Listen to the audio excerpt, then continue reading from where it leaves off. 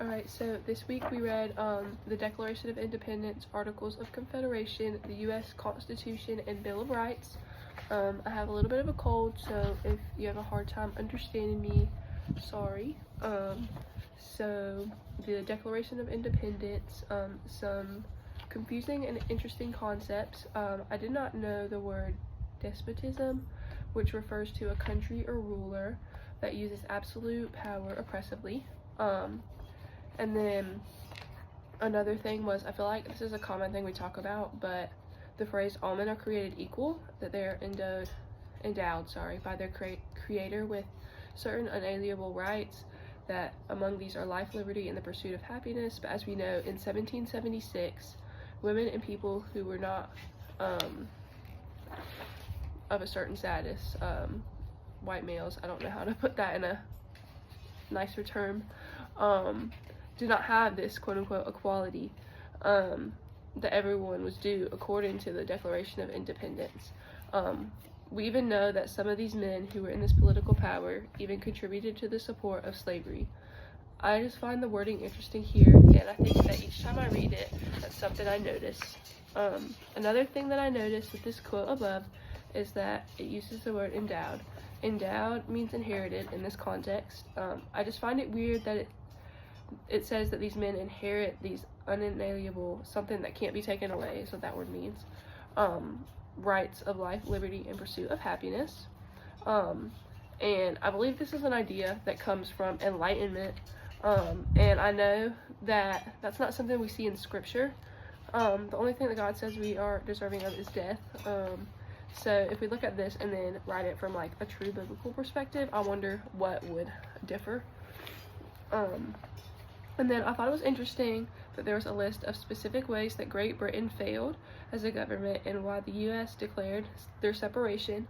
But I thought was more interesting was the sentence that the facts be submitted to a candid world, which pretty much made it an issue outside of just the newly separated country of the U.S. And Great Britain. It was pretty much for everyone to see and know at this point. I can only imagine the heat that Great Britain's leadership felt that was not expressed from what we saw in history. But I can also think that because of the wording, it caused other people to think too. What I mean is the U.S. making this decision towards freedom pushed other countries and people to assess the way that they were being treated. I think that this was intentional and a wise move from the U.S. And then my question was, how would you define freedom? I feel like we see it different ways in history. We see the definition change in the Declaration of Independence from the idea of what Locke defined it to look like, and then for life, liberty, and pursuit of happiness. And then I feel like the U.S. and Western culture is so like personal, like what I want focus. So I guess seeing what we see in scripture, how would you define it? And I kind of elaborated more on that in my notes, but I'm already way over time, so I will not go into more on that one. For the Articles of Confederation, I feel like Article 2 was a bit confusing because it says each state retains its sovereignty, freedom, and independence. I think this is confusing because the United States of America was created to include each state and would have even had representatives in Congress, but then here it makes no sense why it would be necessary to have anything above the states. If the states are functioning as pretty much taking care of their own issues and everything, and the national level of government doesn't even have as much say in a state-by-state basis, what was the need for a larger government? It's just hard to see how the U.S. was supposed to be united when each state almost functions as its own government, according to Article 2. And then we know how this turned out in history, but the idea that every state was going to agree on these big changes in the article seems close to impossible. Number one, you're only representing one type of person in Congress per state, even if you have 2 to 7 members per state, depending on the state population, which we saw in the article. Number two, the idea of getting 13 separate states to all say the same thing was just not realistic. I don't fully understand how they thought this was just going to work out, unless they thought people would just easily be influenced to all agree to the same opinion, and if that was the case, they would have easily been doing what was best for the country. It's hard for me to even imagine what it would have been like to sit in Congress and try to make, it's hard for me to even imagine what it would have been like to sit in Congress and try to make any sort of decision. How did anything get done when it seems like there's no central leader? I mean this to say that having a president doesn't solve every issue, but it seems like more order would exist in the court, seeing if there was someone putting decisions into place or even keeping things on track. I think this is a funny example, but I imagine sitting in Congress to feel like sitting like at one of my Thanksgiving dinners that gets kind of heated when we talk politics. This is why I like to stay at like the kids table. I've definitely outgrown the kids table at this point, but I always try to go back to it. But people in my family, especially on my dad's side, love to talk politics at Thanksgiving. When I'm like, there's so many other things we could be talking about, but they're talking out of both sides of their heads sometimes, with things that I don't feel like they fully understand. I feel like that's kind of what this is reminding me of. I wonder if the people were so concerned about being oppressed as well, like they were in Great Britain by like a tyrannical ruler, that the idea of a president kind of scared them, and hit too close to being like a king, so they were so opposed to it. And then my question for this one was, what areas do you feel like the Articles of Confederation did well, even though it was ratified in 1781?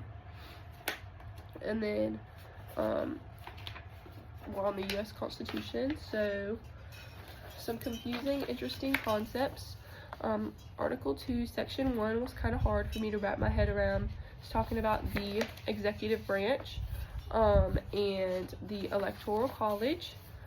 We know that the Electoral College is put in place to help determine who will be next in line for the presidency, but I don't understand why the citizens' vote isn't what determines who the president is. We have the Electoral College, which represents each state, but then that represents what president gets voted on for state-by-state basis, but at the end of the day, it doesn't even come down to the people's vote. So we could have someone win in the electoral college, which has happened before, who didn't even win overall when it comes to votes, and it wouldn't matter because the person who wins the electoral college becomes the president. I just find that idea a little bit confusing. And then in Article 2, Section 4, it would have been more helpful for them to list specific ideas or examples of high crimes and misdemeanors, because we see this article talking about how and why a president and congressman would be removed from Congress, but I feel like it doesn't give enough examples. I don't want to get too deep into my personal opinions on things, but I feel like we've seen presidents in the past get into some pretty like hefty accusations and being accused of these different crimes and things, and then we don't see like different action steps being taken, or their presidency continues, or they still are able to do these certain things. So where's the line being drawn for who gets to continue in presidency, that kind of thing. And then something that also stands out to me every time that I read the U.S. Constitution is that 3/5 compromise. It's just always something that boggles my mind that their mindset was so different than it is today. I couldn't even picture thinking of someone in that way. And I think that's something that I always just look at and I'm like, I can't even imagine. And then my question for that one, do you think that the way that the Electoral College is set up is good? Do you think that there needs to be changes, or should presidency solely be determined on votes? Now I know there's been some issues with that because people are putting fake votes in or things like that, so that would just be a whole different discussion, I guess. But then the Bill of Rights, some interesting and confusing concepts. I feel like there's a fine line when it comes to freedom of speech. I feel like that's not fully discussed in the First Amendment. I don't think you're going to get killed for saying something that's controversial, at least not in our country. But I do think it's important to remember that everything you say is not something, like, that is protected. Like, you do need to be careful about what you say. Now, I don't think I would ever be going around saying things that are that controversial to anybody, or things that should be that heavily weighted, especially online. But as far as 4 goes, I always find the 4th Amendment a little bit confusing because I have a close friend. I shared her story in my outline if you guys want to look at it, because I'm running out of time. But my question is based on that one. And then in the 9th Amendment, it doesn't fully explain what it is. I think it would be super helpful to explain what that means, because I was a little bit confused by it. If anyone can give some more insight into that. But I also think giving some guidelines for the rights people have, these extra rights, or these unlisted rights pretty much in the 9th Amendment would be helpful, or some limitations at least.